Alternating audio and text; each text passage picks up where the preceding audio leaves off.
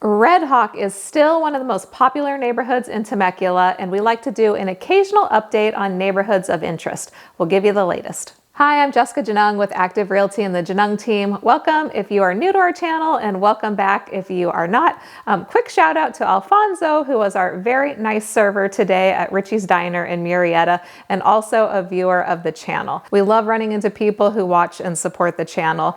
May of this year, 2023, will mark 4 years of posting a video every week. Our first Redhawk neighborhood tour video was published back in October of 2020 and is definitely worth checking out if you want to learn more about the community and the different sub-communities.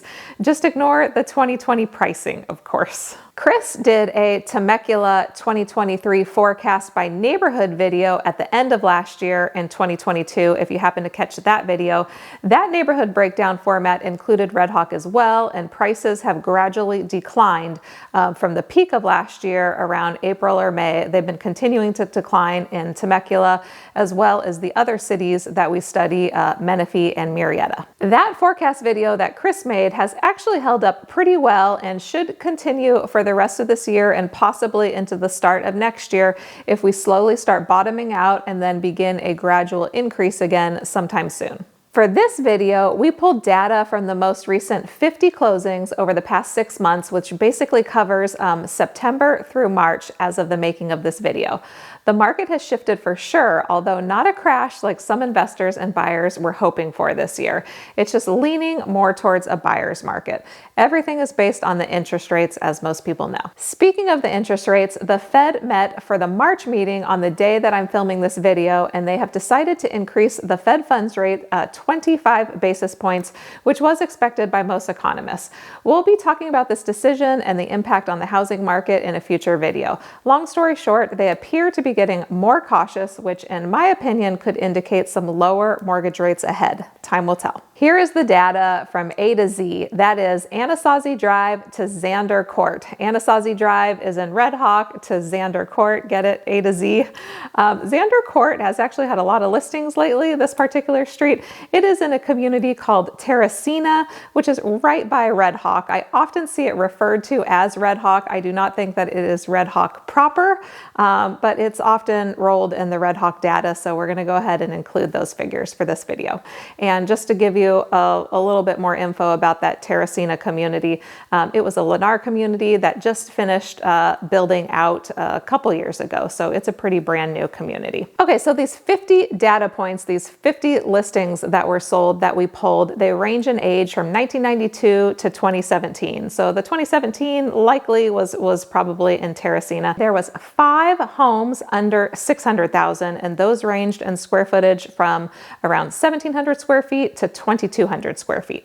The smallest of the homes to sell was 1,500 square feet, and it actually went for $625,000, but the lowest price home went for $560,000. So that is rock bottom, where the Redhawk neighborhood is starting price-wise at $560,000. As with most of our neighborhood videos, we have some links down below in the description that you might find helpful if you want to see up-to-date pricing, what's listed, what's sold. I've got some links for that down below in the description. If you're thinking about relocating here, I also have a free relocation guide that is available for immediate download. And over the past 6 months, 2 homes have sold over $1 million in the Redhawk area. So they were 5 bedrooms, 3 bathrooms. They ranged in square footage from 3,225 square feet, and then the other one was 3,800 square feet with a pool. If we're in Redhawk and we're over $1 million, typically you're going to have a lot of remodeling in the home. You're going to have a view, a pool, almost always a pool.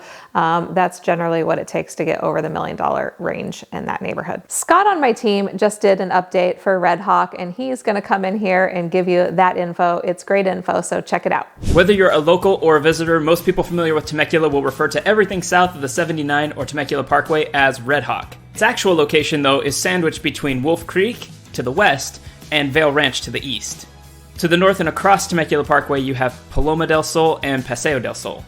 The development of Redhawk spans decades, with homes dating back to the early 1990s, with other newer homes being built as late as the late 2010s. There's a wide range when it comes to living space too, with home sizes ranging from 1,400 square feet on the low end all the way up to over 4,000 square feet on the high end. In terms of geography, Redhawk is situated on the same hill as Vail Ranch and Morgan Hill and overlooks the entire Temecula Valley looking north. At the foot of the hill and all along Temecula Parkway, you have quick access to grocery stores, retail stores, banks, businesses, you name it, right there at your doorstep.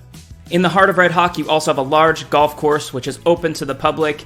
I'm actually going to include the details for that golf course in the description down below. If you want to look at membership details or tee times, feel free to check that out. There are 3 gated communities that round out the edges of this golf course, the largest one being the Fairways, and 2 smaller communities, one known as Rancho Madera and the other one Rancho Serrano.